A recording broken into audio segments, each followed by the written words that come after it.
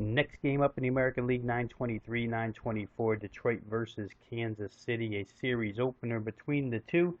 Justin Verlander on the hill for the Tigers, Johnny Cueto for Kansas City, and I'll tell you, you could be at a little bit of a handicapping crossroads in this particular game, but I think that the correct way to go here is just to forge ahead with Justin Verlander at this point in time. Let's take a look at what I'm talking about here. Justin Verlander, over the course of his last four starts, has been Cy Young Award winning Justin Verlander. He's thrown four games now, his most recent four games against the Boston Red Sox, the Houston Astros, the Texas Rangers, and the LA Angels.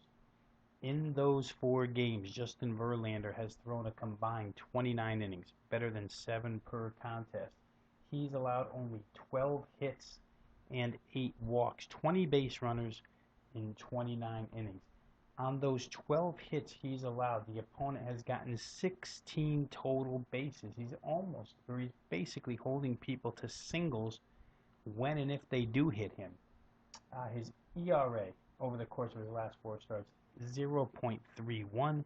His whip, 0.69. Pitches per inning, 15.24. An excellent number for Justin Verlander when he's going right. It's right in that range where he can be extremely dominant. Verlander, we know, a high pitch count type of guy, but with the numbers sitting at about 15.2, that usually indicates he's very effective. That's what he's been right now. He's been dominant in his last four games. Now, the reason why you could be at a handicapping crossroads with this one is that as soon as you drift back one more start, the start previous to the four consecutive quality efforts by Justin Verlander, you get a game against the Kansas City Royals where Justin Verlander was hit and hit hard. 7 innings pitched, 10 hits, 5 earned runs, only struck out 5 in that game. It's a far cry from the 31 batters he struck out in this 29 innings since then. So Kansas City got to him well. The question becomes, is Kansas City's lineup just that good, or has Justin Verlander finally turned the corner? We've been waiting for a couple of years for this guy to get back to his Cy Young type form. Earlier in this analysis, I said my belief is you just forge ahead with Justin Verlander. Now Johnny Cueto's on the other side of the field here tonight. He's the starting pitcher for the KC Royals. Johnny Cueto really hit hard his last 2 times out. Both games resulted in Royals losses. Both games resulted in overs. One game against Boston, one against Baltimore. But Johnny Cueto pitched 5 and 6 innings respectively in his last 2. He's allowed 21 hits, 12 earned runs. Struck out 11 in 11 innings. He's allowed 4 home runs in those 2 games.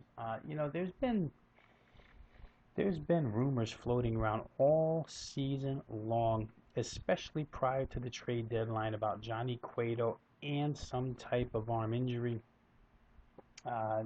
Money tends to come in against Johnny Cueto. I think the betting community believes that there's something wrong here. He kind of pitched through it, got himself traded to KC, had a couple of really nice efforts, in fact 3 or 4 in a row, and now he has just hit a brick wall and been hit very hard by opponents. The Detroit Tigers are not a lineup you want to mess around with. This game is in Kansas City, but still have to like the Tigers here. The Detroit Tigers with Verlander on the hill.